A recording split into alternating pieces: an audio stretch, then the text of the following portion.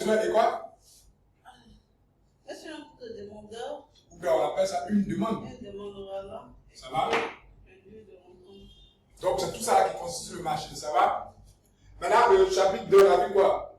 La segmentation. La segmentation. La segmentation, c'est quoi? Définition succincte. Segmentation du marché. La segmentation, c'est un découpage. C'est Un découpage. oui. Le découpage du quoi? Marché. En Une partie. En sous-ensemble. en sous-ensemble, oui. Et sous-ensemble doit être comment? Doit être Homogène. Et il doit être quoi encore? homogène et distinct. Oui, distinct. Mesurable. Et en plus de la mesurabilité, on a quoi encore? C'est la rentabilité. La rentabilité, merci. La Et la troisième élément, pertinence. la pertinence. Il faudrait que ce découpage soit homogène, rentable, pertinent et aussi mesurable. Ça va? Ok, après la segmentation, on a vu quoi? Chapitre suivant.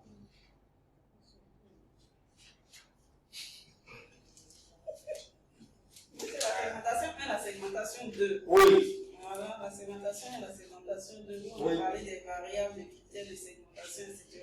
Oui. Et puis, après ça. Ok, donc on va laisser. Après la segmentation, on va tomber sur la consommation. Et qu'est-ce qu'on a dit de la consommation? Je dis c'est l'utilisation des biens et services.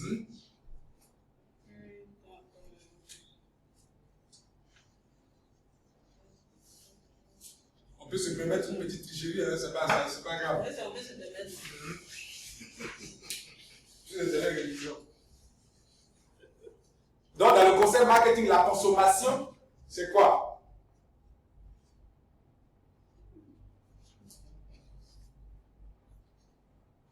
Consommer, c'est quoi?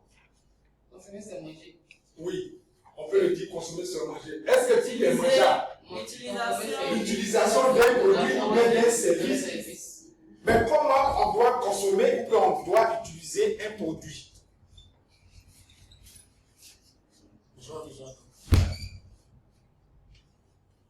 Quand on parle de consommation, comment on doit consommer ou bien utiliser un produit ou bien un service?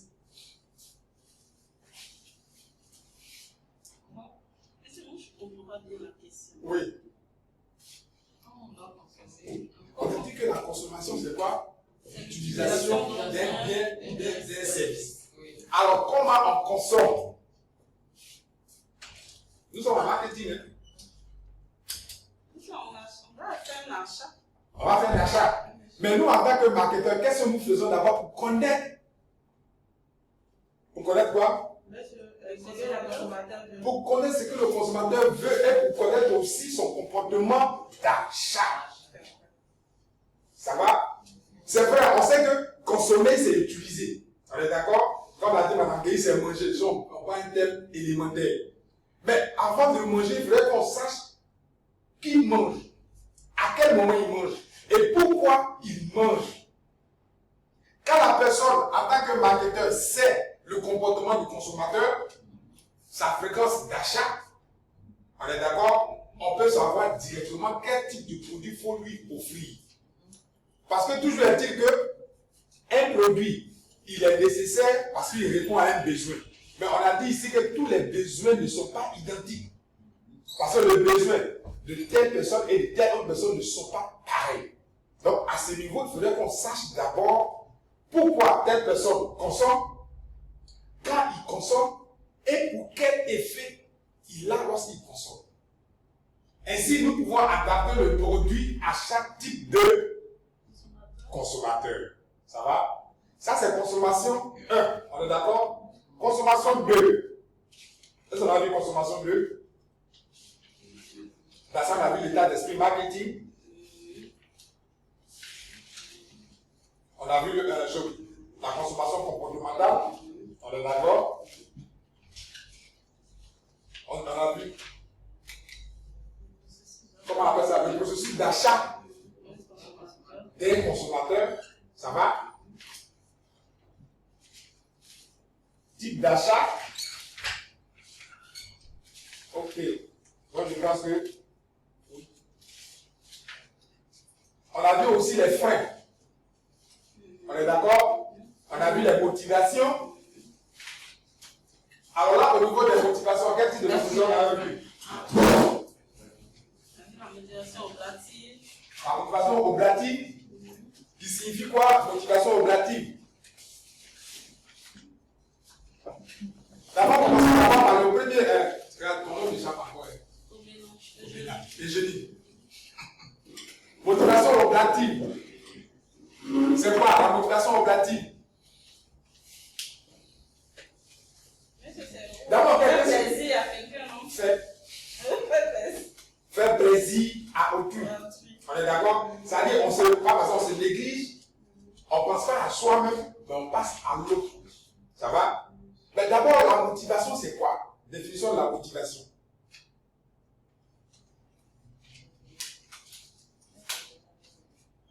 Je suis motivé. C'est un sentiment qui m'anime. Un sentiment, quand tu parles du sentiment, là, le sentiment est mitigé. Il faut parler de pulsion. Une pulsion qui pousse quelqu'un à agir. On est d'accord? C'est une pulsion qui pousse quelqu'un à agir. Pourquoi on dit pulsion? Parce que ça ne s'explique pas. Est-ce que vous voyez un peu? Quand ça ne s'explique pas, on ne dit pas, je vais prendre un exemple, un peu terre à terre. On ne dit pas, je vais aujourd'hui, là, je vais me mettre en couleur. Bonjour. C'est cassé. Ah, c'est cassé. Félicitations. Il est vieux, bien elle est vieille. Elle est vieille. Félicitations.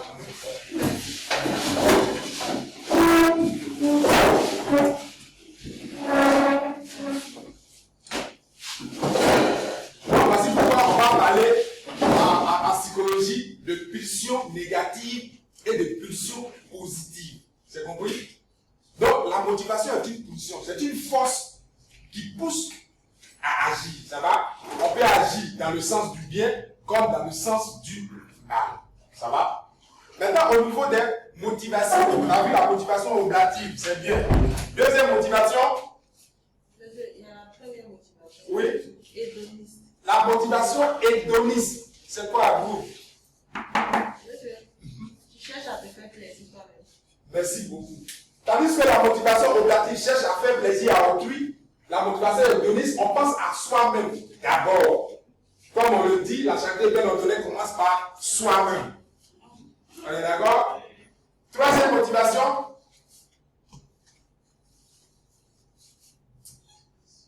D'auto-expression. La motivation d'auto-expression. Alors là, c'est quoi?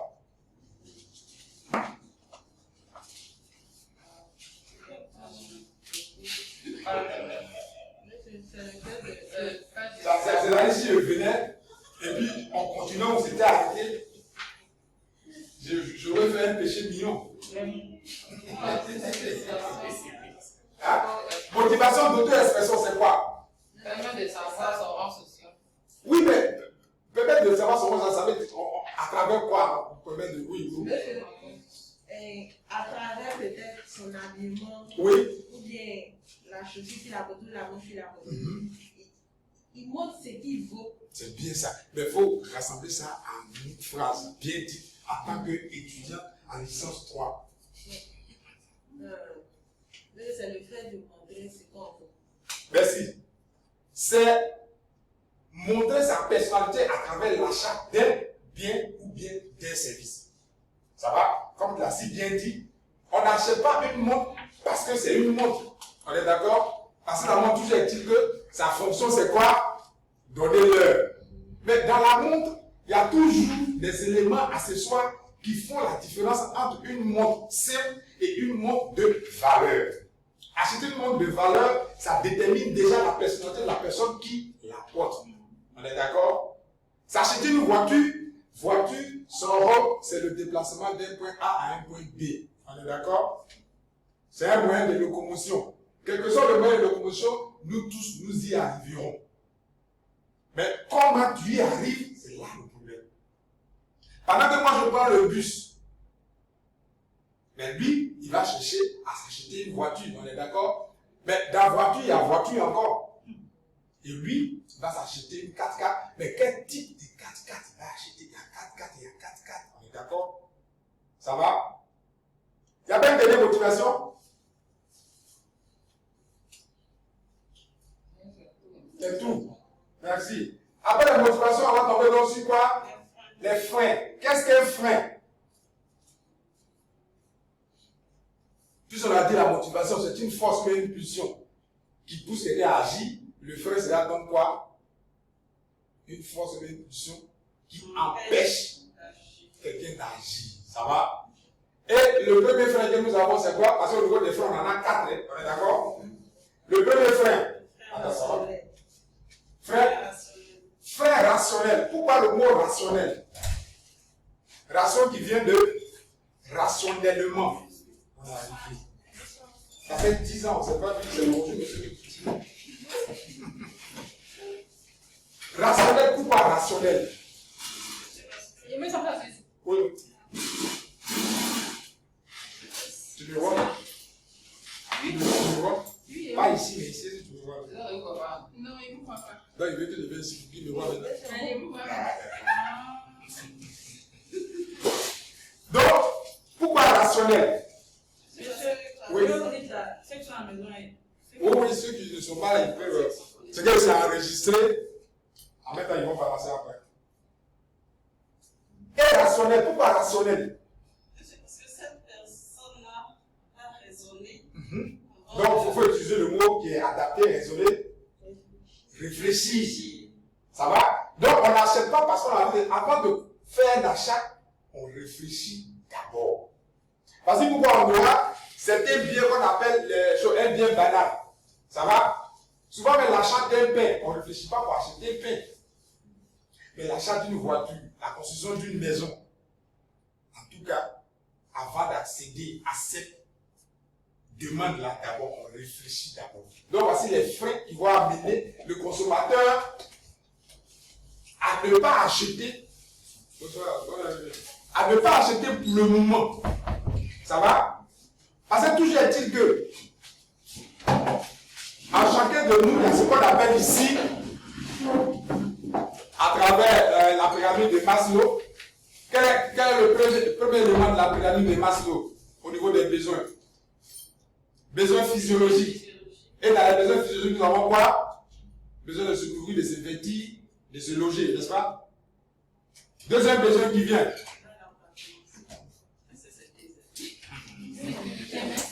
Hein? Après le besoin physiologique, de quoi? Le besoin de sécurité. Ça va? Donc ça veut dire qu'en fonction des besoins, nous allons voir ce qui nous va maintenant, ou bien ce qui est bien pour nous à l'instant T. Chacun de nous aspire toujours au bonheur. On est d'accord? À moins que la personne soit maso, ça je n'en conviens pas. Mais chacun de nous aspire au bonheur. Peut-être que le moment où nous en parlons, nous n'avons pas les moyens actuellement d'accéder à ce bonheur. Donc nous réfléchissons. Parce qu'il serait désagréable de s'acheter une voiture et d'aller voir vous pour lui dire, si elle pouvait vous donner au moins 10 000 francs pour vous mettez le carburant dedans. Bonjour. Est-ce que c'est normal?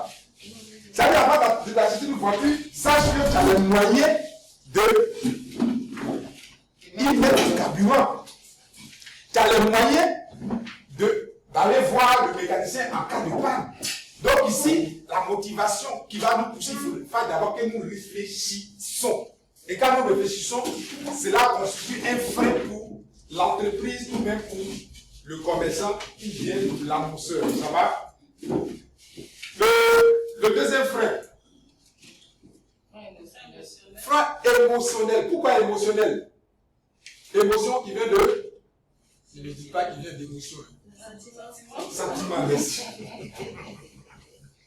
Ça va?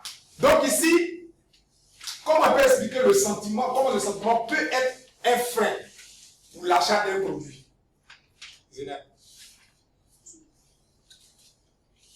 Comment on appelle les choses? Une motivation, une émotion peut être un frein.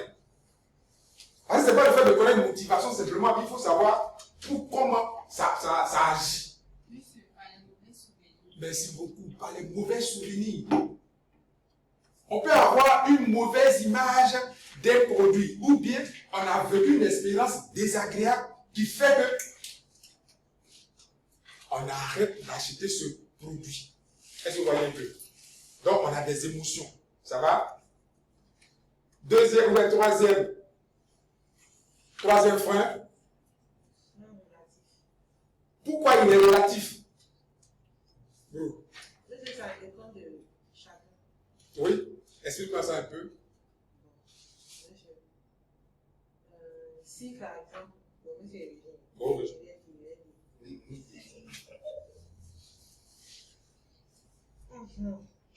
Bon, monsieur, moi, un frein très relatif chez moi, monsieur, par rapport à.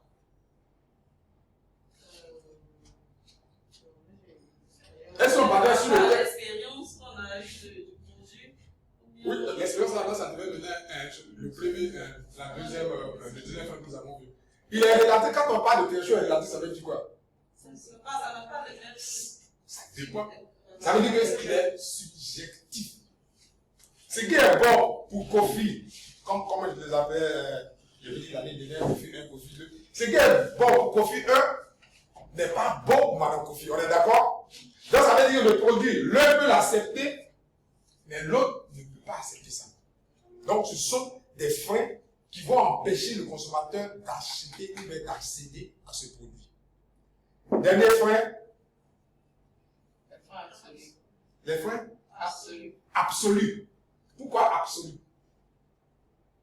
Quand on parle d'absolu, on parle de. Emmanuel. Vous avez dit quoi? Définitif, ça se comprend. Mais utiliser un mot pour que nous puissions plus comprendre. Absolu. Ça veut dire un frein pour lequel l'acheteur ne va jamais changer d'avis. Alors pourquoi ne pas dire interdit? Pour mieux comprendre, ne pas dire interdit. Le totem est un interdit. On est d'accord? Est-ce que je me fais comprendre? Donc ici, ce frein-là, qui est absolu, c'est un interdit. Par exemple, quand je vous disais la chose, les semaines dernières, ou bien l'année passée, quand je peux m'exprimer ici, il y a des gens qui ne mangent pas le poulet. On est d'accord? Ça, c'est le totem.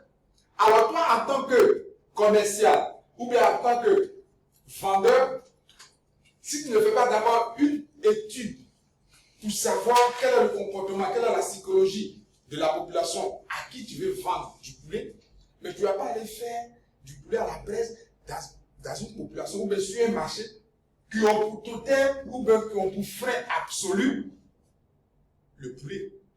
Ça va? Donc, à ce niveau, lorsque nous connaissons les motivations, nous connaissons les freins, nous pouvons adapter ou bien donner à la population que nous allons prospérer le produit adapté. Ça va? Ça va, Manu? Ok. Après ça, on a vu quoi?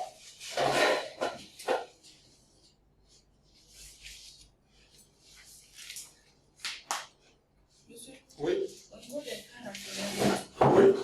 on a dit quoi? Au niveau des freins. Les freins rationnels. Les freins rationnels, ce sont les freins réfléchis. La personne n'aime pas ou bien Non, non. c'est pas ce niveau. La personne n'achète pas comme ça. Avant d'acheter, elle réfléchit d'abord. Comme je l'ai dit, il y a des achats qu'on appelle achats banals. On est d'accord? L'achat d'un pain, l'achat d'un produit, c'est banal. Mais acheter une voiture, acheter une maison, on réfléchit d'abord. On est d'accord? Parce que le coût est élevé. Est-ce que j'ai les moyens? Vous pouvez l'acheter maintenant, mais si vous pouvez suivre ce qu'on appelle quoi? À ce niveau-là, l'entretien. Parce qu'il ne suffit pas d'acheter une maison et puis de ne pas l'entretenir. On est d'accord? Après ça,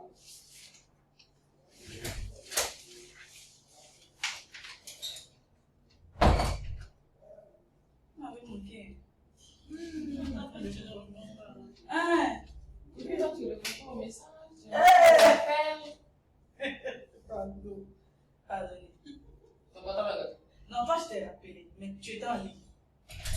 Mais c'est vrai, ça avait été. Et dans votre vie? Après ça, on a vu quoi? Maintenant, les autres.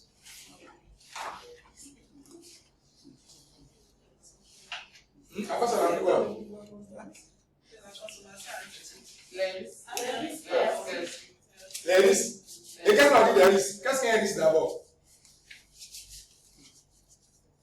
Ça, avant qu'on le dise, il faudrait qu'on sache d'abord ce que c'est risque. Comme on a vu motivation, on a vu frein, on les a définis. Mais le risque, c'est quoi? Le risque, c'est le problème. Mais les conséquences. Merci. Les conséquences. Les conséquences. Les risques, ce sont des conséquences. Quand nous achetons un produit, le produit peut nous satisfaire comme ne pas nous satisfaire. Ça va? Donc, en achetant quelque chose, on prend un risque. On est d'accord? Si bien que lorsque, après l'achat d'un produit et la consommation d'un produit, lorsque le risque est réduit ou bien le risque est minime, nous allons renouveler cet achat. Mais lorsque le risque est grand, une barrière, on n'achètera plus. Et comme on n'achètera plus, on deviendra aussi ce qu'on appelle aussi un frein d'achat pour ceux qui nous entourent. Parce que nous avons colporté l'information aux autres pour leur dire que ce produit-là, il n'est pas bon. C'est compris? Ok. Après ça, on a vu quoi encore? Je crois que c'est là où on s'était arrêté, je crois. Un peu la consommation addictive, tout ça.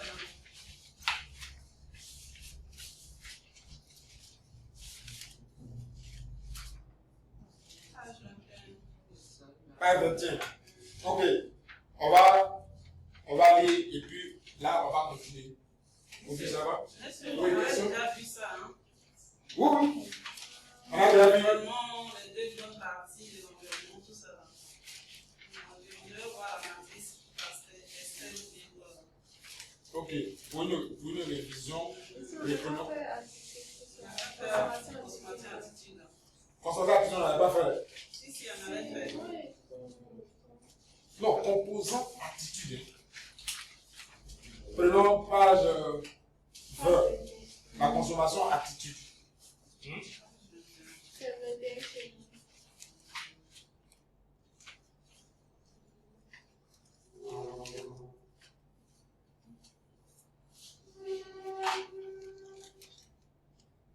Et de quoi est-ce ça attitude?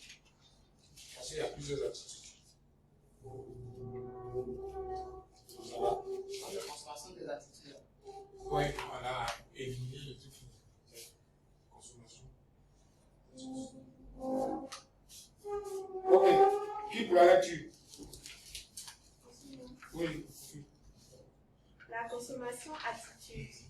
L'individu, au cours de son existence, construit un ensemble de stéréotypes, croyances, sentiments et de prédispositions à agir qui lui feront adopter telle ou telle attitude face à une situation donnée ou à des objets qui lui sont présentés. Ok, ici, quand on parle de l'individu au cours de son existence, c'est-à-dire chacun de nous, depuis notre naissance jusqu'au jour d'aujourd'hui, nous avons vécu des expériences, on est d'accord?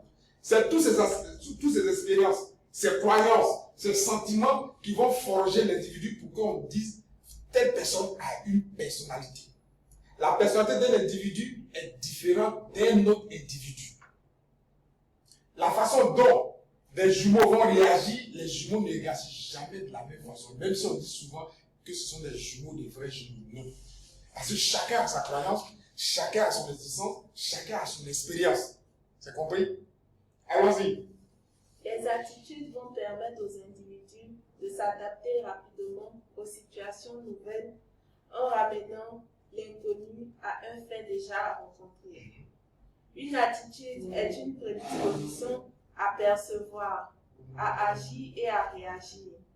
Elle est une prédisposition à évaluer d'une certaine manière un objet, à agir ou à réagir d'une certaine façon à son égard. Ok.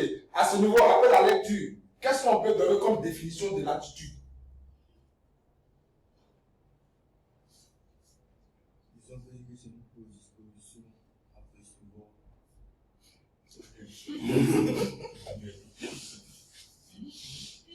Fais une lecture.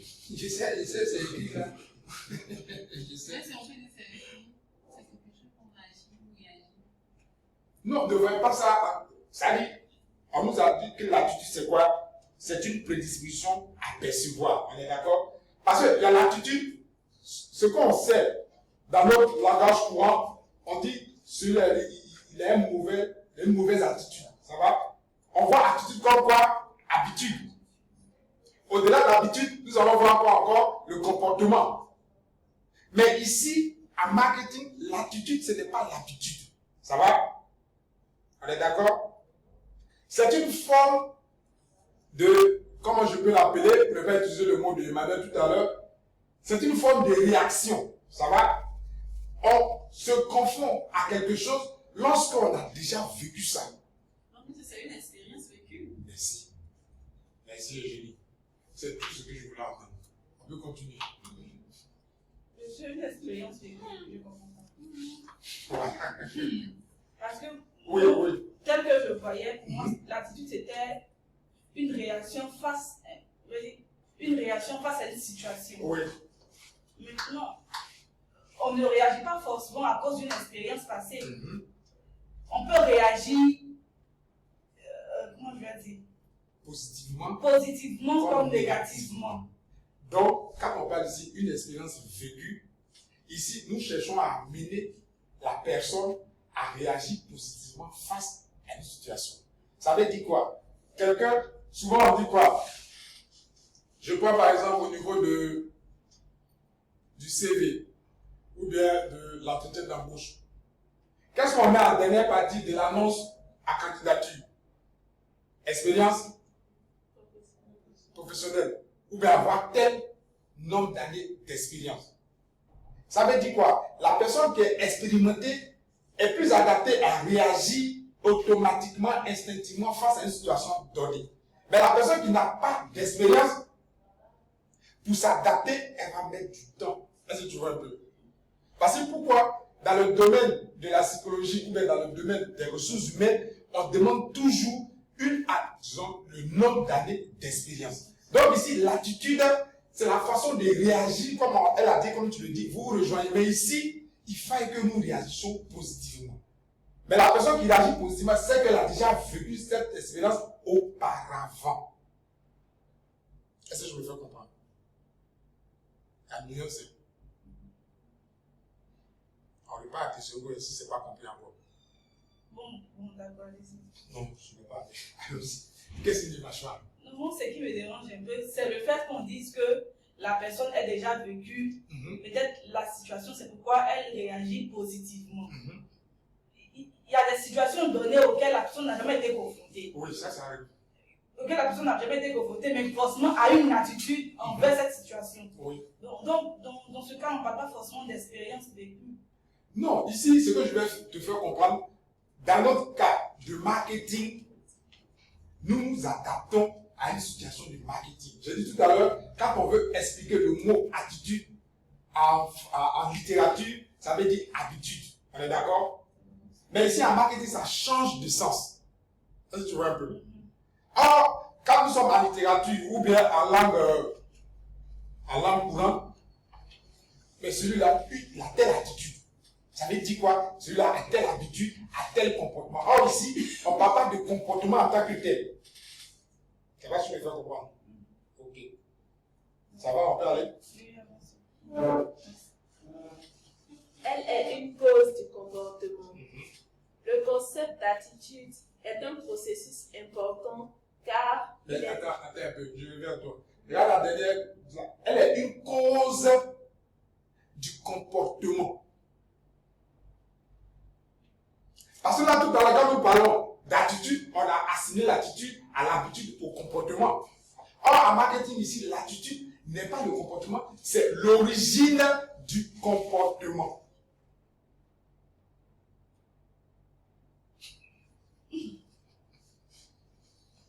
D'accord, monsieur. Non, si ça ne va pas au point, il faudrait qu'il y ait un peu de tout. Oui, Emmanuel. Et nous avons dit l'attitude dépend du comportement. L'attitude c'est ça qui donne le comportement. Mais c'est en fonction de votre comportement. C'est en fonction de votre attitude qu'on décline votre comportement. En fait, monsieur, Oui. en fait, ce que ici en marketing veut dire, c'est-à-dire la façon dont tu as l'habitude de réagir, selon eux, la façon dont tu réagis, c'est ce qui va déterminer à la longue ton comportement. Si tu réagis par exemple négativement, à chaque fois ils vont dire qu'après ton comportement, tu es quelqu'un de commun, tu es quelqu'un de négatif en fait. Bon, pour exemple, c'est un peu Ça. Donc on va prendre un exemple précis. Nous sommes ici dans le comportement du consommateur. Ça va? Chacun de nous ici est consommateur en tant que tel. On ne réagit pas tous de la même façon face à un produit. On est d'accord? Mais nous réagissons face à un produit par rapport à notre attitude. L'attitude ici, c'est quoi? C'est que nous faisons d'habitude, ou bien c'est que nous avons vécu avant. On est d'accord? On prend un produit nouveau, on est d'accord? Que nous ne connaissons pas. Mais avant d'acheter ce produit-là, est-ce que nous tombons sur ce produit-là et nous l'achetons comme ça? Vous ne connaissez pas le produit et puis on vient vous le présenter. Et c'est vous l'achetez immédiatement. C'est quel processus ou bien c'est quel mécanisme qui se produit à l'intérieur de vous quand vous voulez acheter un produit? La recherche de l'information d'abord. Est-ce que c'est un bon produit? Il y a une information banale qui est vraie, qui vient avec les sites, et on ne va pas se faire gruger. Et si on se fait gruger, c'est qu'on est naïf. Et si on est naïf, on ne dira pas à l'autre qu'on se fait gruger à cause de notre naïveté. Qui se fait gruger naïvement, et il allait dire non, je suis parti là-bas, je suis parti au Black Market. Les gens vont doublé. On attend d'abord des semaines, même des mois, lorsqu'on finit maintenant de ravaler. C'est une humiliation. Tu as un témoignage. Tu vois, les gens ont un témoignage. Mais c'est après. Donc ici, l'attitude, moi, avant d'acheter un produit, si je ne connais pas ce produit, je ne l'achète pas comme ça. Mais lorsque j'ai l'attitude à moi de manger du riz, de l'homme ça, mais partout je passe, donc je vois l'homme ça, quand je les moyens, j'achète. Je ne me pose plus de questions. Et tu vas me parler profit. Mais un produit que je ne connais pas, avant de l'acheter, on réfléchit d'abord. Du moins, je ne vais pas parler de réflexion, on a ce qu'on appelle appréhension. Parce qu'on ne connaît pas. L'individu, en tant que tel, a peur de l'inconnu. Parce qu'on ne sait pas ce qu'on achète. Alors là, nous, en tant que marketeurs, on sait que telle personne, dans notre registre de choses qu'on appelle de la gestion clientèle, on sait que telle personne achète chaque fin du mois un sac de riz. Il fait son, comment on appelle ça là, son achat mensuel, ou bien il fait de manière hebdomadaire. Ça va? Dans ce cas, qu'est-ce que nous avons fait? Nous avons produit quelque chose qui est adapté, lui, à son mode de consommation. Puisque son attitude, c'est d'acheter chaque fin du mois ça, ça et ça. Est-ce que je me fais comprendre? Mais l'autre, lui, il n'a pas les moyens. Lui, il paye par quart ou bien par 1 kilo par jour.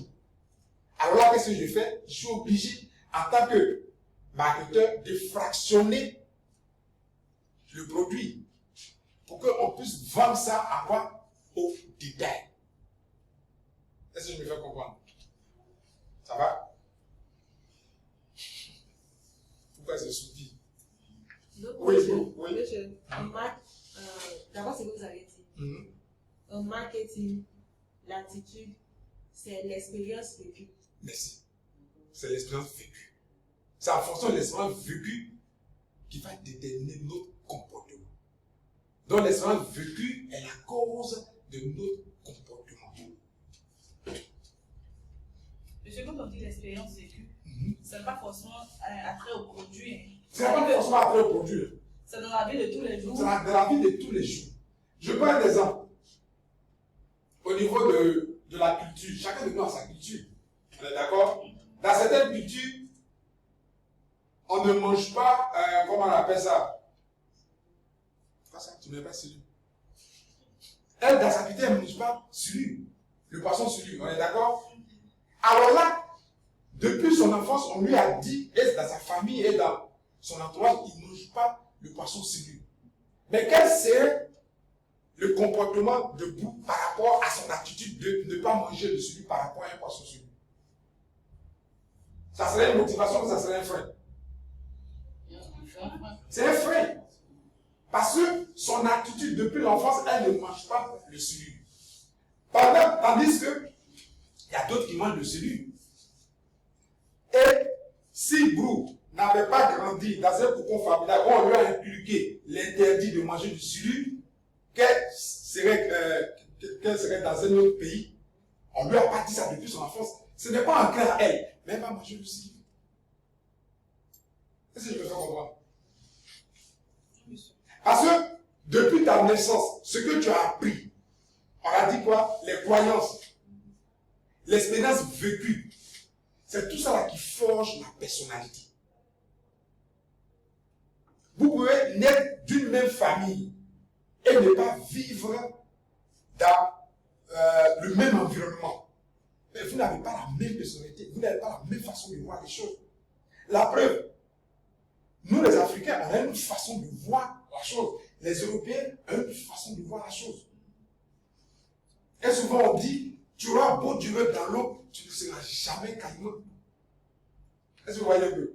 Mais souvent, il y a des gens qui font qui essaient de biaiser un peu ce qu'ils ont. Est-ce que vous voyez un peu?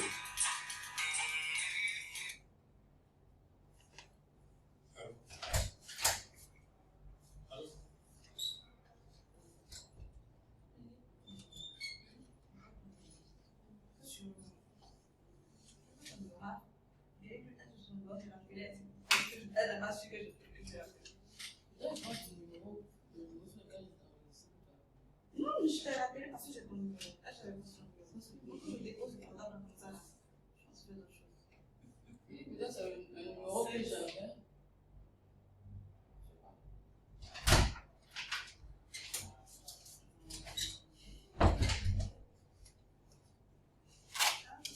Qu'est-ce qu'on dit de l'Africain? D'après une chose qu'on appelle notre grand écrivain, je pense que c'est assez bon. On dit quoi? Oui, je. Comme. Il dit l'émotion est africaine et l'intelligence est hellène. Ça veut dire quoi? Nous les Africains, on est très émotifs. Mais l'Européen n'est pas émotif.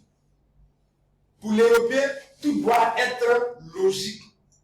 Or, l'Africain, il est sentimental, il est émotif, parce qu'il faut qu'on dise, on a le rythme dans le sang. Est-ce que vous comprenez un peu?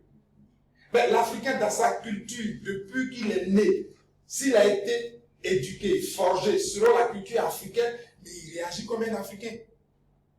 On est d'accord? Mais vous prenez l'Africain qui a grandi, qui est né en Europe, mais vous n'avez pas les mêmes réactions, bien que nous ayons la même peau. Est-ce que je me fais comprendre? Donc, chacun a son expérience vécue. Et souvent même, ceux qui sont nés ici et qui sont allés en Europe, mais quand ils reviennent, on ne les reconnaît plus. Souvent, on dit, mais celui, il est méchant. Ou bien, il est quoi? Comme on dit, il fait le malin. Il se prend. Mais pour lui, c'est même pas un interdit, c'est impossible que tu aies demandé à ton voisin ou à ta voisine, donne-moi un peu de sel, je vais mettre ma sauce. Non, ça ne se fait pas. Mais chez nous en Afrique, c'est monnaie pour c'est normal. Parce qu'on vit en communauté. Là-bas, c'est l'individualisme. Alors là, avant d'accéder à un marché européen, il faut connaître d'abord l'attitude des Européens, leur personnalité. Comment tu vas leur vendre ce produit? On ne se lève pas un matin pour aller vendre en Europe. On ne se lève pas un matin pour aller vendre en Afrique. Voici pourquoi, quand vous allez continuer en master, vous aurez ce qu'on appelle technique d'approche du marché international. Avant d'aborder un marché, c'est tout ça qu'on appelle attitude, comportement que vous devez étudier d'avance. Ce n'est pas parce que votre produit marche en Côte d'Ivoire que forcément le produit va marcher au Burkina, dès que nous soyons voisins. Mais le Burkina a son attitude. Disons, les Burkinabés ont leur attitude. Les Ivoiriens ont leur attitude. Donc, c'est l'attitude qui va décliner ou bien qui va donner le comportement. Et c'est tout ce que nous avons vécu. Qu'est-ce qu'on dit des Burkinabés? Le pays des hommes intègres. Ils ont été forgés, éduqués dans l'intégrité. Est-ce que vous voyez un peu? Qu'est-ce qu'on dit des Ivoiriens? Adam. On est quoi? Bon vivant. Toujours joyeux. Souvent, on banalise la réalité et on tourne ça en dérision. Est-ce que vous voyez un peu? D'ailleurs, on parle de corona, mais l'Ivoirien, il banalise ça. Mais dans d'autres pays, les gens prennent son jeu, mais c'est comme ça. Et on a été forgé comme ça. Donc, quand tu dois aborder le marché ivoirien, il faut tenir compte du comportement ou même de l'attitude de l'Ivoirien. Pendant que la guerre en tire ici, pendant les gens ne peuvent pas applaudir les têtes qui arrivent, pendant que ça tire, c'est inimaginable. C'est ça. Donc, l'attitude va déterminer notre comportement. Ça va? Ça se comprend maintenant? Allons-y. Le concept d'attitude est un processus important car il intervient dans le processus d'achat au niveau de l'évaluation des solutions. On a compris maintenant? Parce que chaque individu a son attitude. Et en fonction de son attitude, de son comportement, il peut ou ne pas acheter un produit. Donc, si on ne passe son attitude et que tu penses qu'il va réagir comme l'autre, tu ne vas pas faire une action commerciale. Ce qui veut dire étudier d'abord la population, comme on appelle ces études du marché, pour savoir quel est le comportement de ces populations, quelle est leur vision afin de leur vendre le produit que nous voulons mettre sur le marché. Allons-y. La composante des attitudes. Par définition, la notion d'attitude implique un lien entre les trois composantes, cognitive, affective et conative. Une composante cognitive relative à des croyances ou des éléments cognitifs qui est formée par l'ensemble des représentations citoyennes, croyances ou connaissances liées à l'objet à partir du vécu de l'individu. Ces éléments peuvent être imprécis ou erronés. Alors là, qui m'explique ça? On avait vu la fois dernière, qu'est-ce que c'est l'attitude, ou bien au niveau ici, des composantes cognitives. Quand on parle de cognitif, c'est quoi? C'est ce qui a trait à la pensée, oui. À la connaissance. On est d'accord? Donc ici, le cognitif, c'est ce qu'on connaît, c'est ce qu'on sait. Ou bien c'est ce qu'on pense savoir. Parce que dans notre culture, on te dit que c'est comme ça. Alors toi, tu te dis que c'est comme ça de manière universelle. Alors quand tu arrives dans une autre culture, toi tu gardes ta culture. On est d'accord? Parce que pourquoi? Chez certaines personnes, on dit souvent, le mariage interethnique est banni. Je vois un peu. Parce que souvent, on a des appréhensions. Parce que depuis que nous sommes petits, c'est ce qu'on nous dit. Ou bien, tel peuple est comme ça, tel peuple est méchant, ou bien ceux-là, ils mangent l'homme. On dit les Robert, ce sont les mangeurs d'hommes.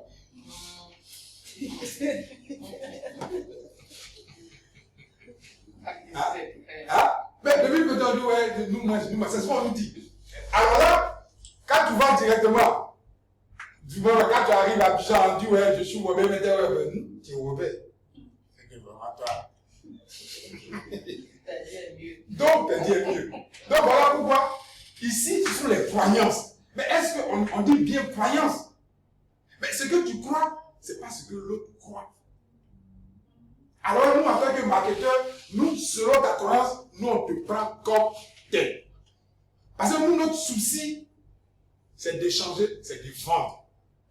Donc, toi, c'est ton croyance, selon tes croyances, on va adapter notre produit à ta croyance, à tes connaissances, pour qu'on puisse évacuer ou bien faire distribuer notre produit. D'accord? Allons-y. Après ça, composante affective. Liée à des sentiments ou éléments affectifs que l'individu a de l'objet. L'attitude positive, il aime, ou l'attitude négative, aversion, il n'aime pas, vis-à-vis de l'objet ou de certains des symboles qu'il représente. Ok, qui peut m'expliquer ça? Génie. Que j'ai pas encore entendu. Appétit. Affectif. Qui vient de l'affection. Qui vient d'un sentiment. Tu vois un peu? On aime ou on n'aime pas. Ça va? Ok. Alors, génie. En quoi la composante affective peut nous amener à comprendre l'attitude du consommateur? En quoi une attitude affective peut nous amener à connaître ou bien à comprendre le comportement et l'attitude du consommateur? C'est ce qu'on cherche à savoir ici. On est d'accord?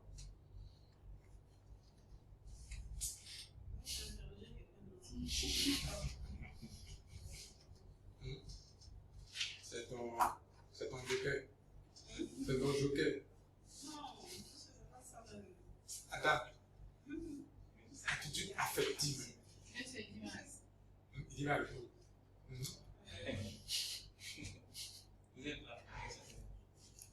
En quoi l'attitude, les composantes affectives peuvent déterminer l'attitude d'un consommateur? Quand on lit bien ici, allons-y, je parle avec qui? Une composante affective liée à des sentiments ou éléments affectifs que l'individu a de l'objet. Une attitude positive, il aime, ou négative, aversion, il n'aime pas, vis-à-vis de l'objet ou de certains des symboles qu'il représente. Okay. Monsieur, Oui.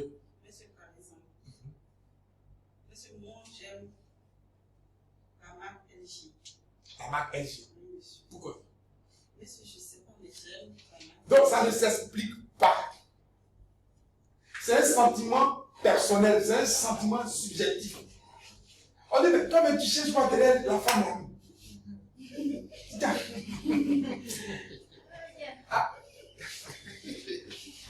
Je n'ai pas du.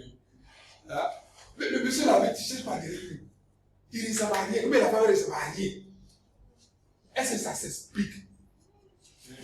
Si la plupart ont des sentiments innés, c'est-à-dire des affections ou sinon des sentiments qu'on ne peut pas expliquer. Tu sais, le sentiment ne s'explique pas, il sévit.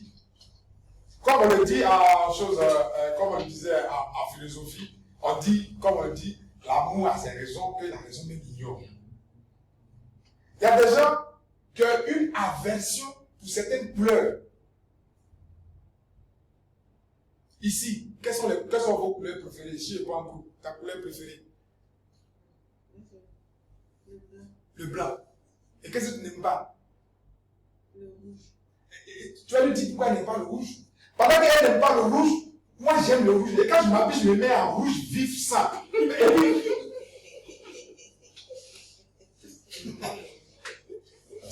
Et puis, malheur, moi, c'est elle, je vais draguer. Mais attendez.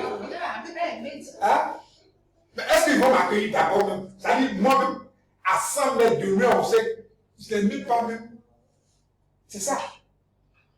Donc ça veut dire quoi? Avant d'aller vers elle, qui est mon prospect, ça va? Que mon prospect, il faudrait que je sache d'abord quels sont ses sentiments affectifs.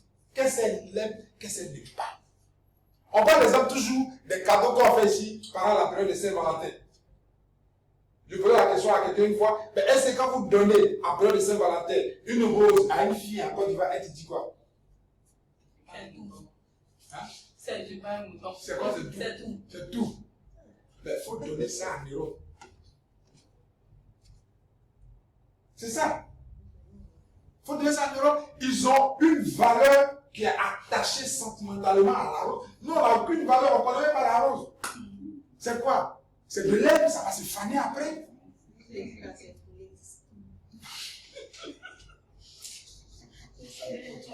C'est quoi? Oui, madame. C'est toutes les femmes. C'est toutes les femmes de la fête là,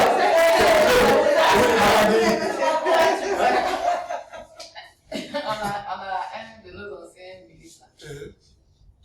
La fête du travail. Elle nous invite en tant que que femmes, pour nous souhaiter la bonne fête du travail, pour nous, voilà, nous donner des billets. Quoi Des billets. Les billets, voilà, les billets. Mais c'est quoi ça? Chacune a pris et on est allé dans le bureau d'une de ses connaissances et puis on a tous mis dans son vase. Tiens. Comment on fait quoi ici?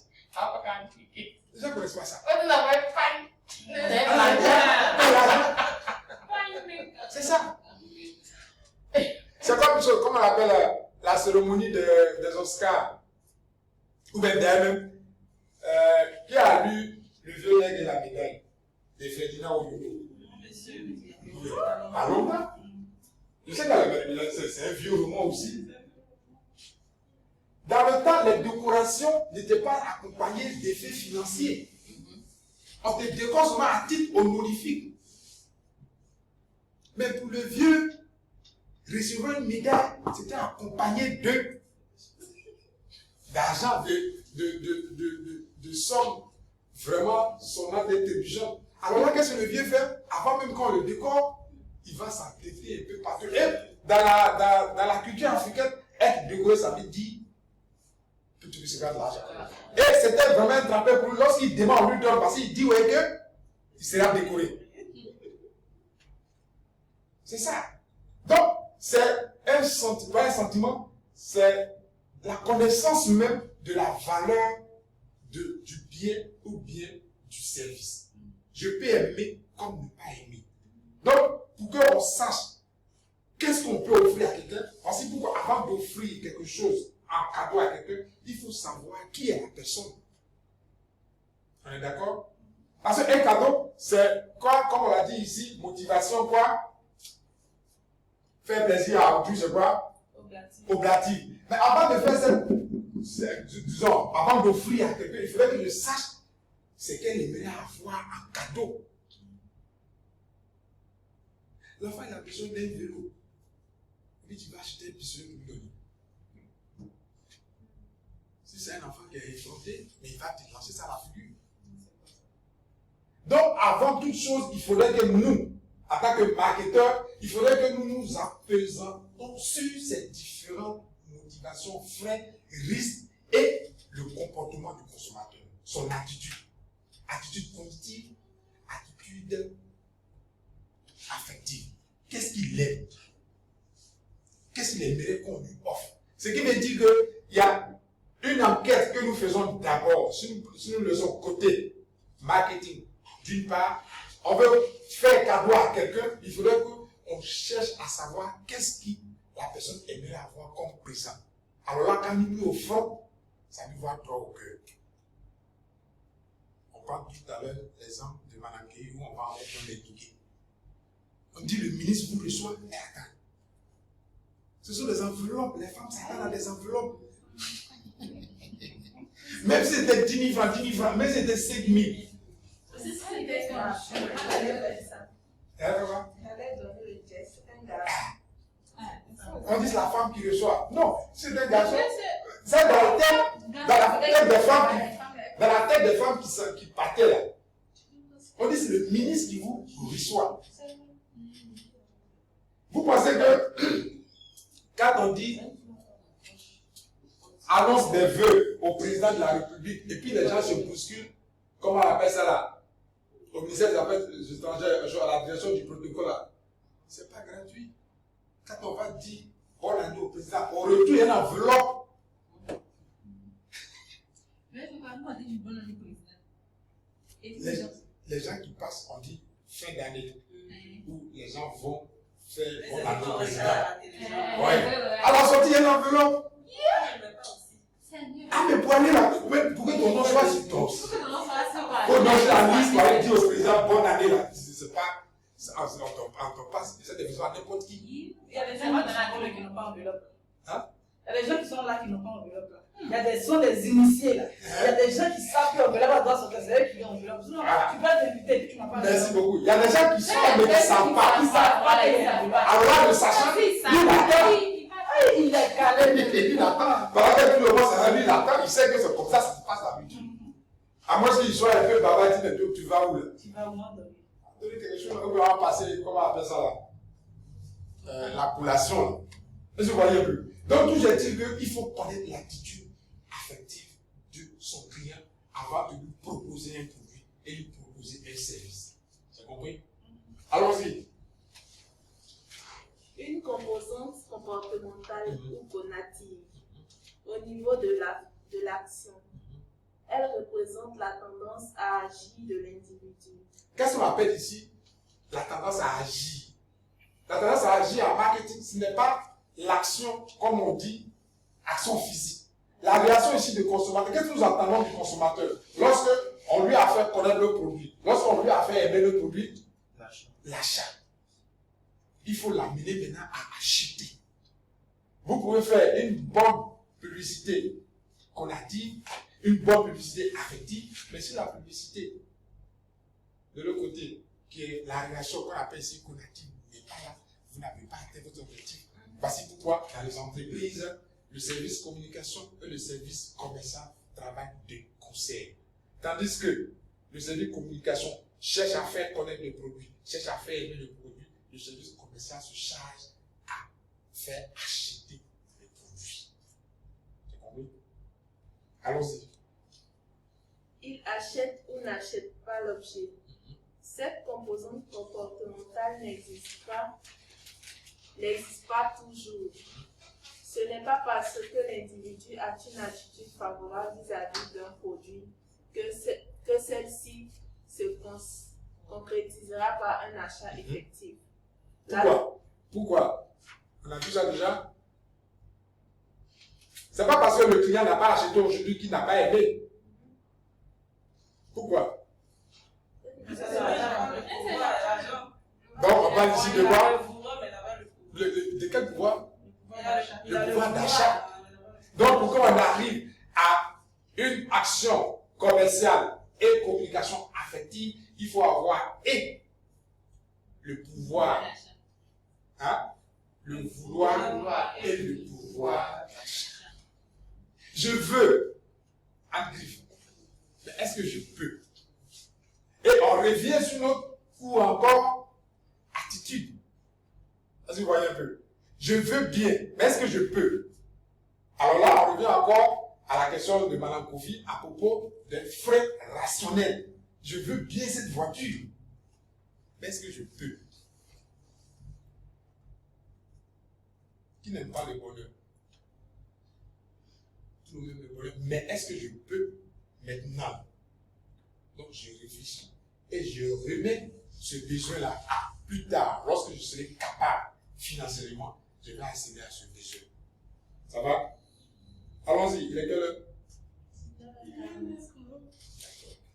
La notion d'attitude implique qu'il existe une relation entre ces trois composantes, cognitive, affective, conative. Or, le fait d'être à un certain stade n'implique pas forcément que l'on passe au stade suivant. C'est par exemple le cas d'un achat impulsif pour lequel le consommateur va sauter l'étape affective, ou plus exactement, il y aura une simultanéité instantanée entre l'évaluation et la formation d'une préférence. Ça veut dire quoi tout ça? On veut dire quoi par? Emmanuel, ça veut dire quoi par? Selon nous, on dit que le consommateur va sauter l'étape. Non, revenons d'abord à la notion d'attitude qui implique les trois variables. Et ça veut dire que les trois variables sont Cognitive, affective et. Les trois variables sont liées. Parce que quand on dit cognitive, c'est lié à la connaissance. Nous avons connaître le produit. Oui. Affective, c'est lié au sentiment. Si vous connaissez le produit, vous devez soit l'aimer, soit ne pas l'aimer. Ça n'est pas l'aimer. Maintenant, conative, si vous ne l'aimez pas, vous n'allez pas l'acheter. Si vous l'aimez, vous allez l'acheter. Ah, c'est bien. Cette phrase. Ou pas? Oui. Maintenant, s'il n'aime pas, qu'est-ce que nous on doit faire? On va l'amener On va l'amener à aimer. à À aimer. aimer. Donc voici pourquoi au niveau de la publicité, on a trois formes de publicité. Ça va, disons, oui. Est-ce qu'on peut emmener à faire aimer? Oui, on peut. On peut emmener à faire connaître davantage. Oui. On peut amener à faire connaître, à faire aimer. Pourquoi? Comment? À travers la publicité. La publicité, qu'on appelle ici. Attends, c'est quel genre de publicité? Est-ce que vous avez dit qu'il y a 3 types de publicité? Oui. Première publicité, merci. Première publicité, la publicité informative. La publicité informative, dont le rôle est d'informer. Ça va? Surtout dans le cas de produits nouveaux. On est fort. Ça, on est dans l'action de quoi? On a quelle attitude là? Cognitive. Et la troisième publicité, c'est la publicité persuasive. Vous avez dit la première. Informative. Deuxième, persuasive. J'ai dit quoi? J'ai dit troisième. Vous avez j'ai dit là, j'ai compris. Persuasive. Et, Madame Kofi, quand tu dis tout à l'heure, on ne peut pas aimer quelqu'un, envoyer quelqu'un à aimer quelque chose, on va le persuader. À travers la publicité, persuader quelqu'un, c'est le convaincre. À moins que la personne soit un non-consommateur absolu. Comme on l'a dit tout à l'heure, interdit. Mais si c'est au niveau affectif, on peut changer le sentiment de quelqu'un au fur et à mesure, à force d'un matraquage publicitaire tous les jours. Et comment nous faisons pour les personnes qui aiment les télénovelas, avant, dans la communication, ou bien quoi appelle ça, dans le droit de la communication, les publicités devaient se faire avant le film. Mais dans la réglementation maintenant, ils ont tellement poussé les députés, qu'on appelle ceux qui vont légiférer, à ce qu'on leur permette maintenant d'interrompre le film et de vous balancer la publicité. Dans ce cas, tu es obligé de regarder. Puisque le film qu'ils ont interrompu, le film t'accroche. Et les publicités ne durent pas au-delà de 10 minutes. Tu vois, mais c'est 5 minutes. Mais tellement, il y a trop de publicité à 10 minutes qu'on pense que ça fait 30 minutes. Mais à force de regarder, on te convainc que ce produit-là te plaît. Or, au niveau du cerveau, on a le cortex droit et le cortex gauche. Le cortex gauche, lui, il emmagasine tout ce qui est visuel. Ça va?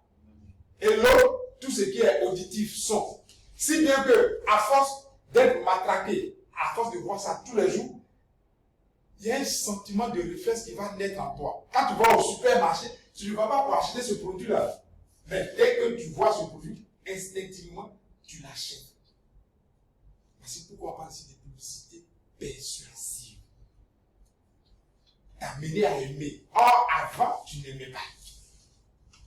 Mais est-ce que les publicités là, non pas persuasives là, au lieu de faire aimer, n'active pas chez le consommateur la curiosité, par exemple, de découvrir le produit. Maintenant, la curiosité ne fait pas forcément faire aimer le produit. On veut, bon, à tout le moment, tout le monde parle de laiti. Les choses peuvent marcher. Pas que j'aime laiti, mais je veux découvrir de quoi il s'agit. Oui. Mais c'est pas le faire aimer, je n'aime pas forcément. Mais c'est ce qu'on veut créer en toi. Que j'achète au moins une fois, quoi. Non, cette curiosité-là, nous, on le crée en toi. C'est un état latent qui est là. Nous, notre rôle en tant que publicitaire, c'est de t'amener à réagir sur à quoi tu ne pensais pas, mais qui est là en toi de manière latente. Nous, on révèle ça en toi. Et puis, tu te surprends en train d'aimer un produit que tu n'aimais pas hier. Notre rôle, c'est de susciter en toi l'envie, donc la curiosité. Ça va? Souvent, il y a des produits qu'on appelle des produits de luxe, qui sont des produits qui sont difficiles d'accès. Ce n'est pas donné à tout le monde. Mais lorsque quelque chose est défendu, alors là, on cherche plus. Alors là, on va étudier ce qu'on appelle ici la publicité rétroactive. Est-ce que vous voyez un peu? Il y a des films qu'on passe à la télé, on dit interdit au moins de 12 ans. mais ça crée la curiosité. Quand on dit 12 ans, c'est ça, mais les enfants de 12 ans, ils sont là. Mais souvent, le publicitaire, il va utiliser cette injection-là pour amener les gens à regarder. Si vous voyez un peu. Dans notre comportement psychologique ou un comportement habituel, on n'aime pas qu'on nous dise ne va pas là-bas. On n'aime pas les interdits. Mais il y a quoi derrière là-bas qu'on ne dit pas partir là-bas? Est-ce que vous voyez un peu? Donc le publicitaire, il va utiliser cette faille comportementale qui est en nous pour susciter la curiosité en nous. Et tu n'aimes pas les dire, on t'informe chaque jour, quand tu allumes ta télé, les dire, il y a quoi dedans. Et puis tu achètes. Une fois, deux fois, tu vas voir que ton comportement au niveau de la consommation laitière commence à changer. Si bien que ça devient un réflexe pour toi. Quand tu te vas, on te dit laitier, tu dis laitier. Et on fait en sorte que partout où tu seras, lorsque tu auras besoin d'acheter un produit laitier, que laitier soit là. Là, on va tomber maintenant dans la distribution.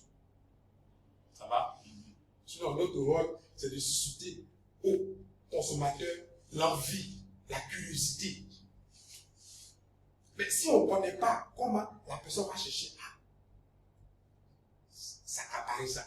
Donc, publicité informatique, on l'informe qu'il y a tel produit qui est sorti, il est comme ça. Voici ce qu'il fait, voici ce qu'il donne. On prend la publicité de produits corporels.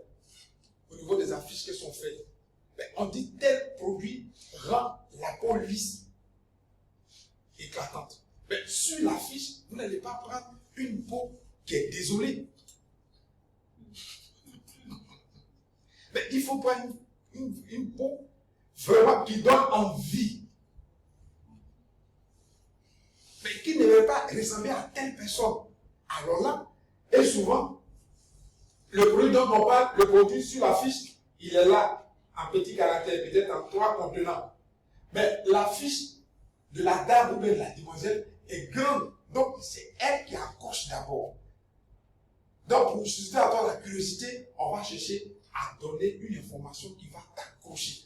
La femme que tu vois, d'abord, elle t'accroche par sa beauté, par la netteté de sa peau. Tu peux donner en bas. Caro White. C'est tout. Et là, partout où tu passes, il y a des affiches. Tu payes un journal, il y a la même publicité. Tu allumes ta télé, il est là. Je me dis, mais attends, Caro White, il y a un truc quoi. Et souvent, ça devient un sujet de débat entre nous. Est-ce que tu as essayé ça? Vous les filles, vous les femmes, vous connaissez. Et par curiosité, tu vas essayer un jour. C'est comment on amène les gens à acheter un produit qu'ils n'aimaient pas avant, ou bien qu'ils ne connaissaient pas avant. Ça va? Après la publicité persuasive, la troisième publicité, c'est la publicité de rappel.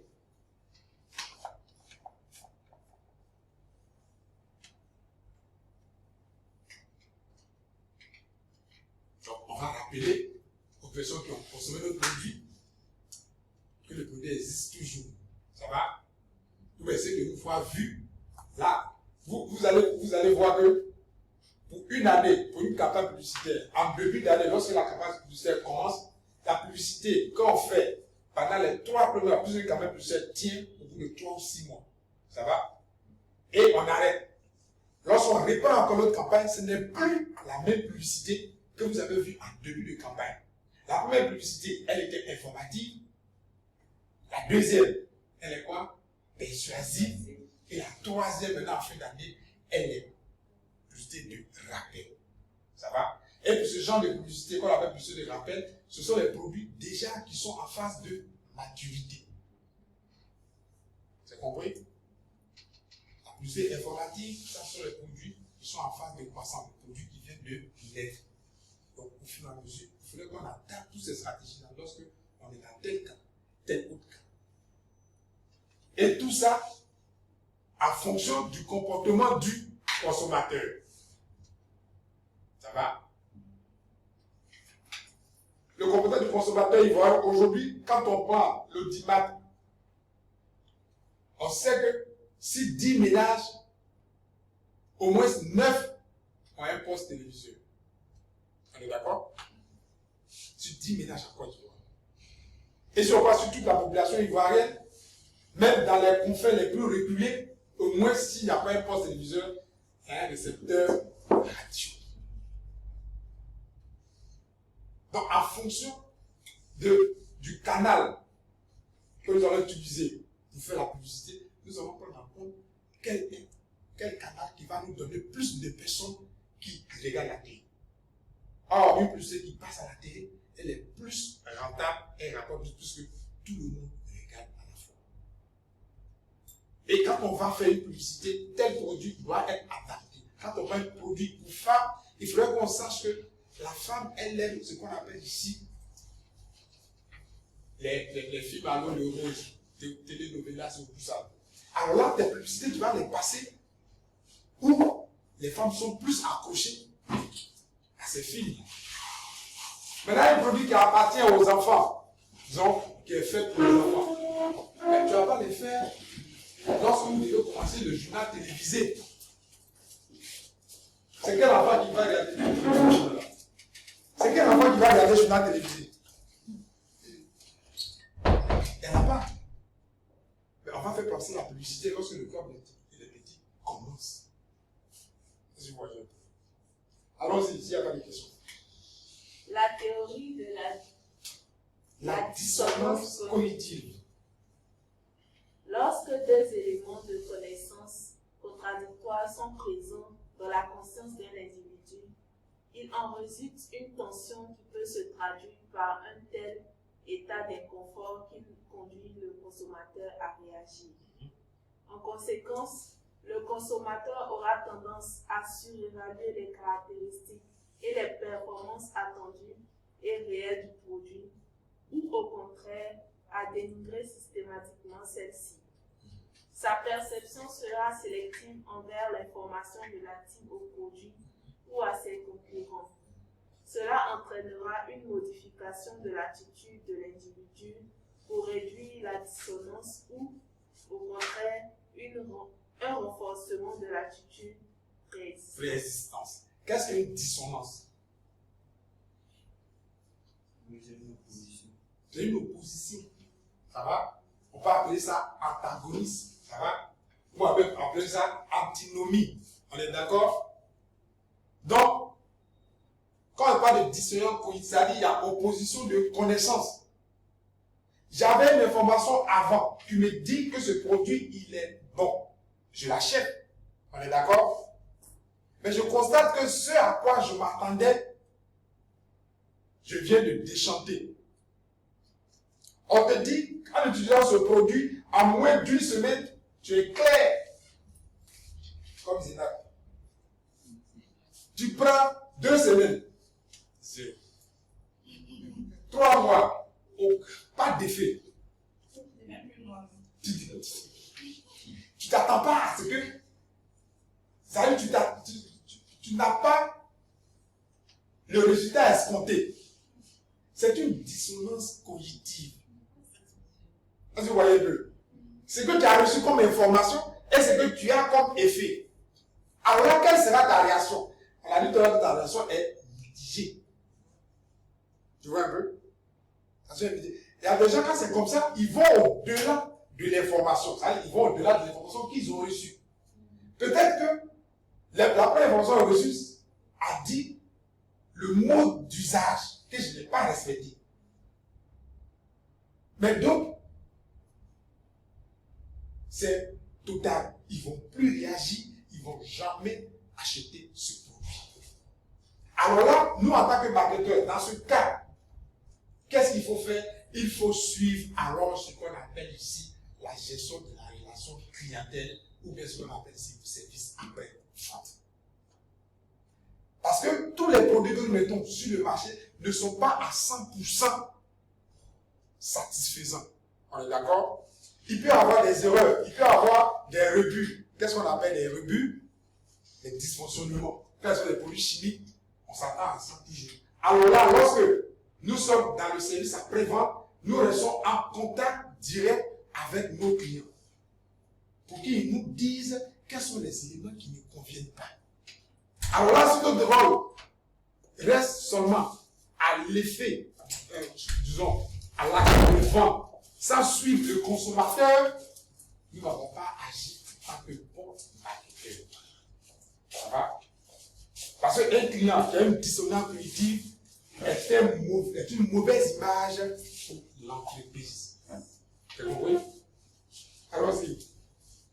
Lesquels? La mesure. On attend dans le temps, non? 58. 19 à 52. La mesure des attitudes. Une attitude se mesure par sa direction, son intensité, sa cohésion, sa durabilité, le degré de soutien qu'elle reçoit des autres attitudes. Cette mesure peut être réalisée soit par l'observation d'un comportement en situation dans un supermarché, par exemple, par le biais des caméras, soit par la réponse à un stimulus, mesure avant ou après une campagne publicitaire. Ok, donc les attitudes sont mesurables ici. Ça va? Donc, toute attitude est mesurable. Donc, on va voir ici les échelles d'attitude, comme on l'a vu la fois dernière. Donc, on va partir sur les échelles d'attitude. Là, c'est compris quand on parle de mesurabilité de l'attitude. C'est compris? Comment on peut mesurer l'attitude de quelqu'un?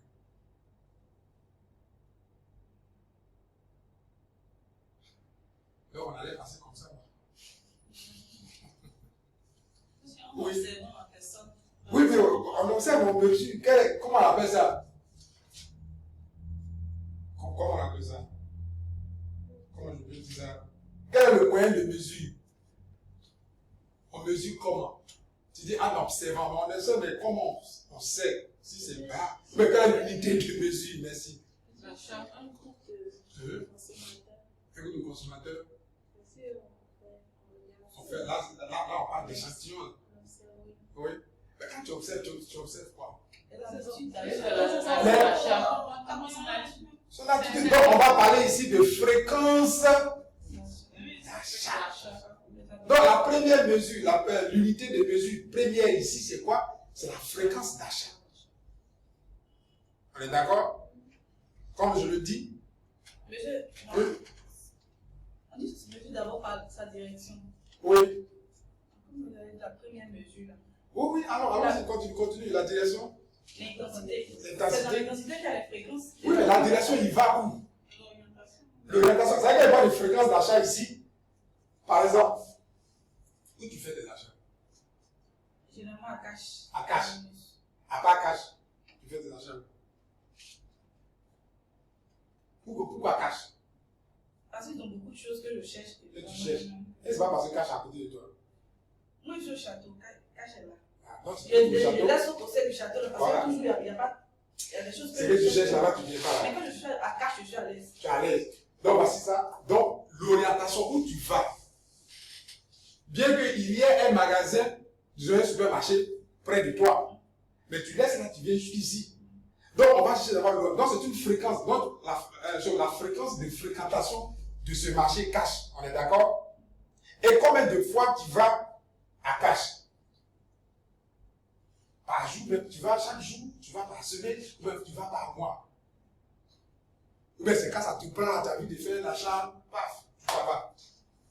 Il y a des achats qu'il faut forcément faire soit par semaine, soit par mois. Mais il y a des fois aussi, tu es là, tu dis c'est pas de chercher ça, mais c'est parce que tu as cherché, mais tu t'en vas à cash. En allant, tu dépousses et tu ressors forcément ton argent est fini. Finalement, ton argent est fini, donc quand je Mais ton argent est fini, mais tu n'as pas des achats en main. Tu as des achats, mais c'est comme tu te demandes, quand il n'y a plus ça, on ne peut pas attendre. Donc, ici, la mesure qu'on veut noter ici, l'orientation qui est où tu vas. C'est vrai, on observe, c'est l'observation, hein, mais la fréquence est très importante. Quand on dit fréquence aussi, c'est l'orientation et l'intensité. Tu viens combien de fois? Par jour, tu vas combien de fois? Ça va? Comme je l'ai dit, il y a des personnes qui font leur achat mensuel. Il y a des personnes aussi qui changent leur garde-robe. Ils attendent qu'on dise décembre, ils changent garde-robe. Il y a d'autres personnes qui n'attendent pas descendre. Dès qu'ils voient que ça lui plaît, paf. Ça va? Il y a des gens aussi qui sont victimes de la mode. Ça dit, lui, il faudrait que ce que l'autre a apporté à ça, la mode, il faut que lui, il laisse ça forcément. Donc, en fonction de ça, nous allons connaître ici l'attitude, comme on l'a dit ici, mesurer l'attitude du consommateur. Il vient combien de fois au marché? Qu'est-ce que vous voyez? En fonction de l'attitude, comment on appelle ça, des mesures, nous allons adapter les produits selon leur convenance. Comme je l'ai dit tout à l'heure, il y a certaines personnes, dans certains ménages, c'est un sac de riz par mois. On est d'accord? Mais le monsieur il dit non, ça de riz par mois, là, souvent même le mois n'arrive pas, le sac de riz est fini. Parce que là, on est très gentil là, quand le sac de riz est là. Tel invité arrive, bon, au lieu de 2 gobelets, c'est 3 gobelets. On s'est dit que le sac de riz, c'est jusqu'au premier. Mais le 25, c'est déjà fini. Lui dit tout ça là, c'est bon. On est 3. 1 kilo et demi. Bon. 4 kilo et demi. C'est là. C'est fini, c'est fini. Si le visiteur arrive, que c'est fini, bon, si il peut faire quelque chose pour lui, sans toutefois toucher à ça, délit, tant mieux. Donc là, il jette. Donc c'est comme ça. Quand on mesure, il y a quoi, ça te dit quelque chose. Ok, donc allons-y. À part ça. Les échelles d'attitude. Conçues par des psychologues et des sociologues, les échelles à support sémantique sont les plus utilisées. Les attitudes varient du positif au négatif en passant par une mentalité qui peut s'appeler indifférence ou ignorance. Ok.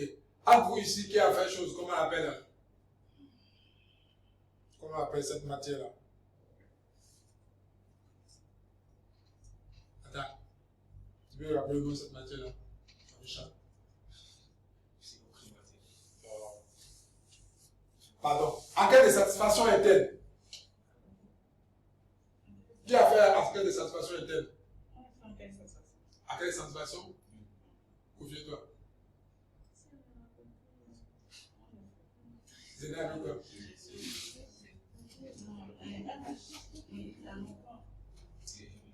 Enquête de satisfaction interne, c'est en ressources, ça.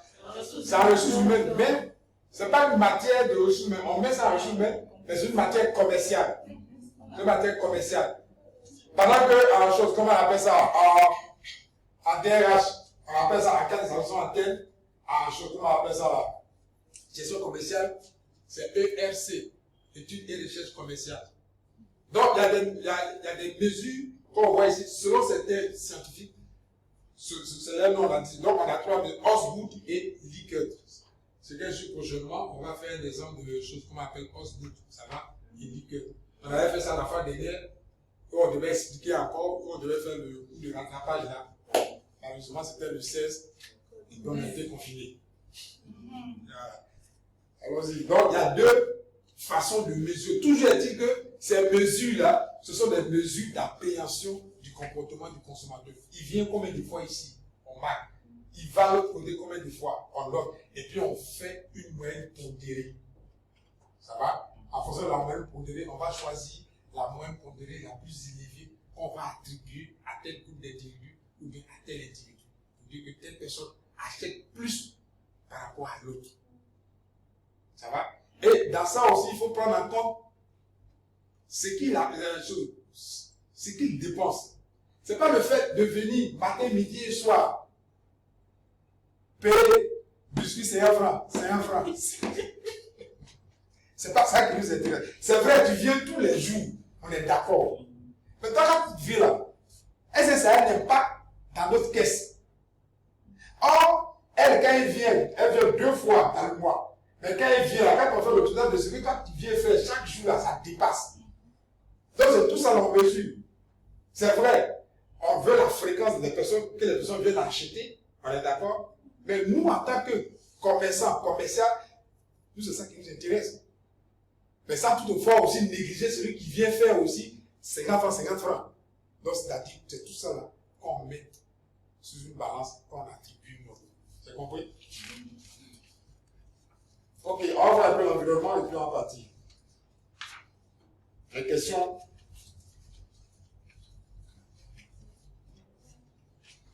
L'environnement. L'environnement, qu'il soit technique, sociologique, juridique, politique, démographique, se modifie et se complexifie constamment. Le marketing doit s'adapter à cet environnement mouvant et en perpétuel changement, d'où l'importance de la réactivité de l'entreprise et de la flexibilité. Alors là, ma soeur, quels sont tous ceux qui font DRH ici? À ma soeur. Elle n'a pas. Non, normalement, elle va. Non. Donc elle fait une licence et elle fait ma soeur aussi. Ok, à DRH, M. Ada, quand on parle de flexibilité, hein, c'est quoi? Différence entre flexibilité et rigidité. Oui, gestionnaire des ressources humaines. Oui, d'abord, la flexibilité, c'est le fait que l'entreprise s'adapte au changement éventuel du marché. C'est-à-dire que quand il y a des. Actuellement, on parle de Covid. D'accord, de Covid. Donc, au travail, on parle de distanciation. Et c'est pas un élément de nous. Oui. Voilà, ça c'est autre chose. Maintenant, quand on parle de. Actuellement, nous sommes dans la période des types. Donc, l'entreprise qui se crée et qui veut vraiment évoluer dans le temps, s'adapter à l'évolution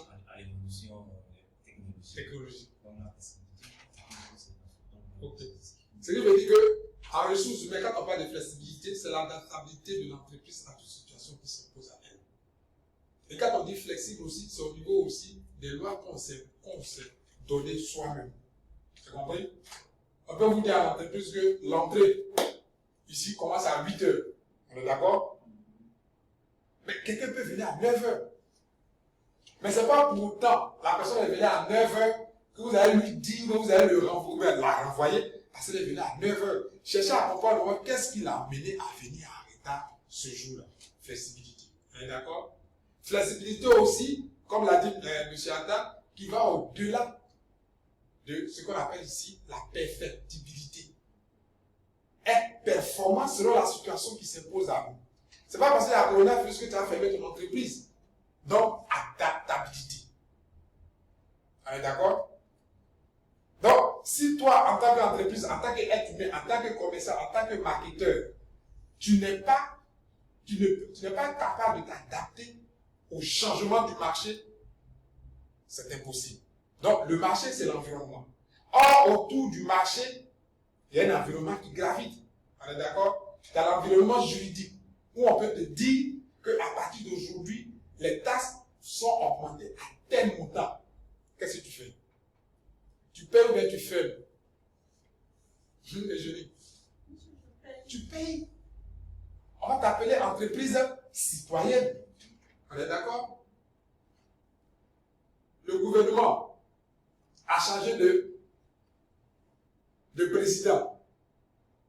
Pendant ce temps, le premier président qui était là, vous étiez comme ça.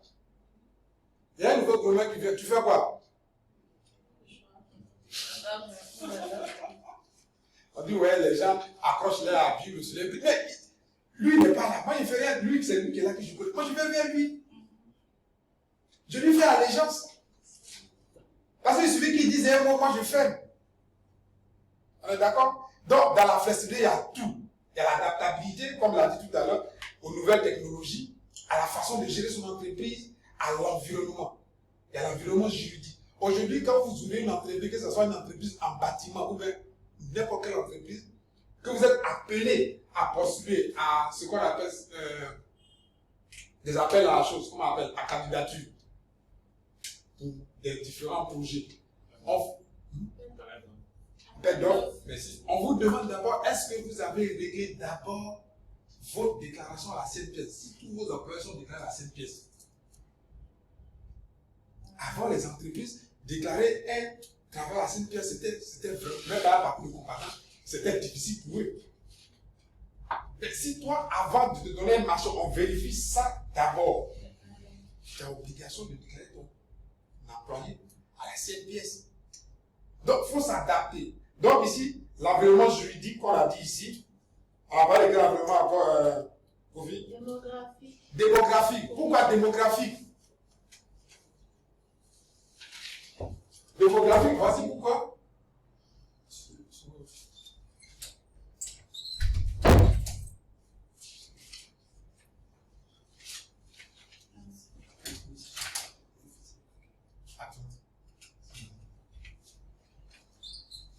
On parle de démographie, c'est parce que pourquoi en ressources humaines, on calcule ici, dans une entreprise, le taux de mortalité, le taux de natalité.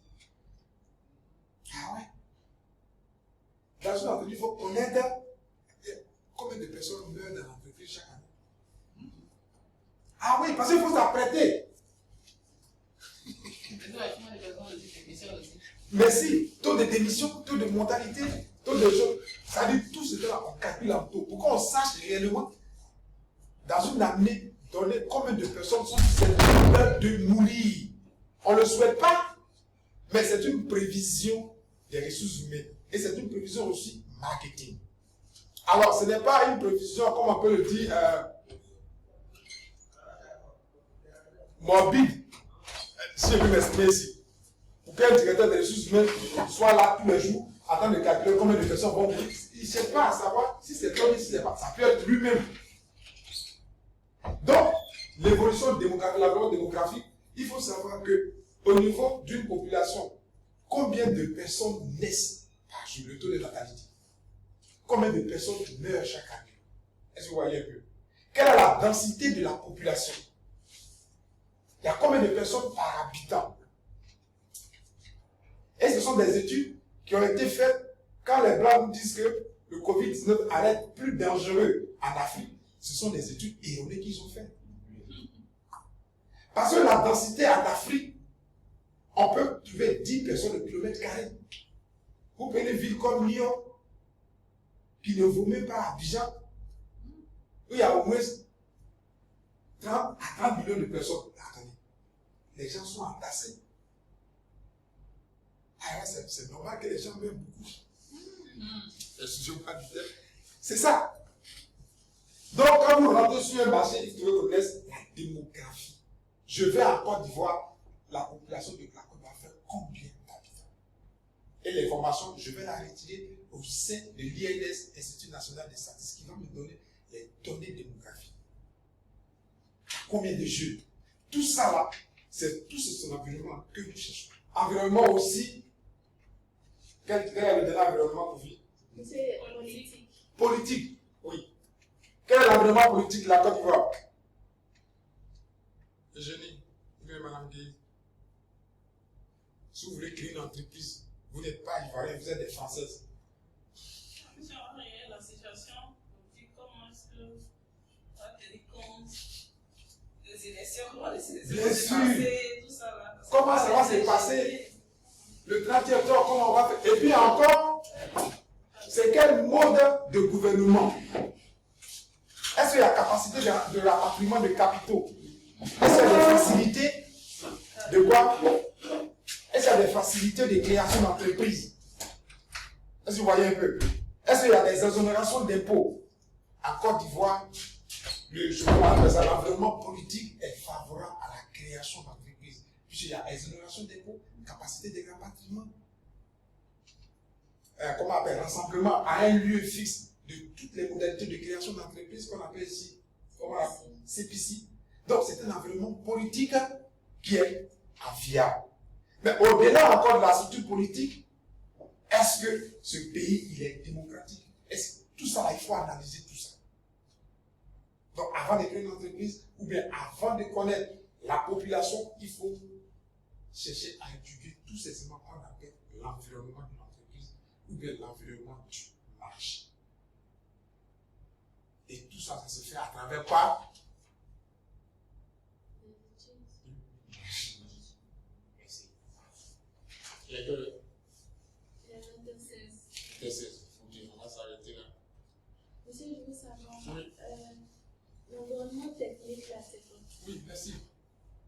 L'environnement technique, on va appeler ça l'environnement technologique. Nous sommes aujourd'hui dans le monde des TIC, on est d'accord? Et je prends l'exemple, tu es dans la production de téléphones portables, on est d'accord? Tu as créé ton entreprise en 1999. Pendant ce temps, c'était les portables. Les gros portables comme ça. D'où les mieux. Après 19 ans. Chaque fois, il y a les portables quand tu accroches sur derrière le réfrigérateur. Malgré c'est vrai, mais c'est faux. Et le monsieur, quand il accroche, il est content. Donc, l'évolution technologique, aujourd'hui, tu ne peux pas proposer ce genre de portable-là à profit. Pendant que nous sommes dans quoi? Les smartphones. Alors, dans ton entreprise, tu vas embaucher des personnes qui puissent te fabriquer des smartphones. Tu ne vas plus fabriquer maintenant des congélateurs, comme je le disais avant, mais qui va l'acheter? Prenons le cas des télévisions. Après, mes enfants, la télévision a un nuque. La télé est grande, non, mais ça a une nuque derrière. Mais aujourd'hui, là, si toi, tu n'as pas, si toi, tu n'as pas embauché des personnes capables de te fabriquer des écrans plasma, mais tu vas rester à la traîne. Parce que l'évolution technologique est adaptée à l'évolution sociologique. On est d'accord? À qui tu vas donner aujourd'hui, comme elle a dit tout à l'heure, un portable qu'on appelle Bali? Là, mais qui va acheter même? Il faut que ça ne se prenne pas. Hein? Il ne prend même pas même. Je sais qu'elle va aller faire ça. Ça dit, l'évolution technologique, c'est l'évolution technique. Au fur et à mesure, il faut s'adapter. C'est tout ça que la flexibilité dont on a parlé. Quand on prend ici Steve Jobs, quand il a fait sortir les iPads, c'était pour son entreprise seulement. Mais tout le monde a vu que ce truc-là était vraiment nécessaire. Avant, le premier portable, c'était quoi? Sa première fonction, c'est allô, tu es où? Point. Il n'y avait pas radio. Il n'y avait pas appareil photo. Il n'y avait pas toutes les applications là. Il n'y avait pas de couleurs. C'était vert, noir, tout. Le deuxième portable qui est sorti après avec couleur, c'était la couleur bleue, Samsung. Comme ça. Et là, ça a fait feu de tout bois ici en Côte d'Ivoire.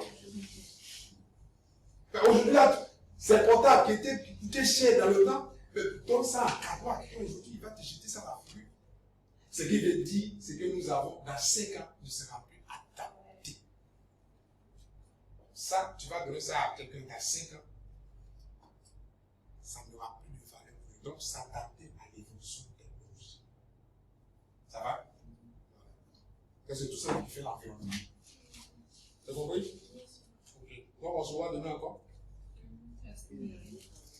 C'est ce qu'ils ont dit. Et qu'est-ce que vous avez dit?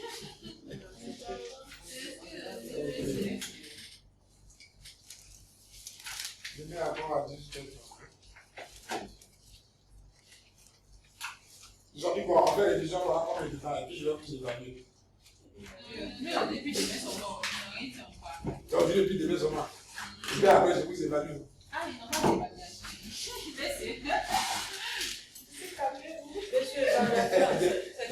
Monsieur Carmé, est-ce que c'est moi? Monsieur. dit quoi? Oui, L'évaluation à santé, est-ce que. Monsieur. c'est pas qu'est-ce qu'elle a dit avant le bâti? On va vous donner certains points à bosser, mais je ne sais pas si c'est en question ou bien. Question-réponse là. Oui. Monsieur. Oui, Je n'ai pas déclaré, je n'ai pas donné d'exemple. J'ai dit qu'est-ce que. Monsieur, il y a beaucoup de choses, hein. Faut être conversé. Monsieur, moi, Oui. enfin, une étude de marché, oui, c'est quoi? Pas ça, le chose là. Non, soyons clairs. Si je vais donner d'abord le temps de choses, comment on appelle ça? Le temps de la propos. Ça va? Ah, ça, après, c'est pas clair, je vais vous donner ça. Je donne ça la fois dernière. Bon, demain, je vais en donner encore. Il faut demander, vous avez couché les parties. Les derniers que j'étais là. Elle était là à la fenêtre, ça, c'est jeudi. Bon, demain, je vais donner. Donc, c'est pour savoir si vous composez en 2 heures ou en 3 heures. Là, il faudra que je donne un devoir qui se compose. décider. C'est vous qui décidez. Ah, c'est moi qui décide. Vous décidez tout, monsieur. D'accord. Je te dois Avec de mal à plus. Ok. Mais monsieur, on arrête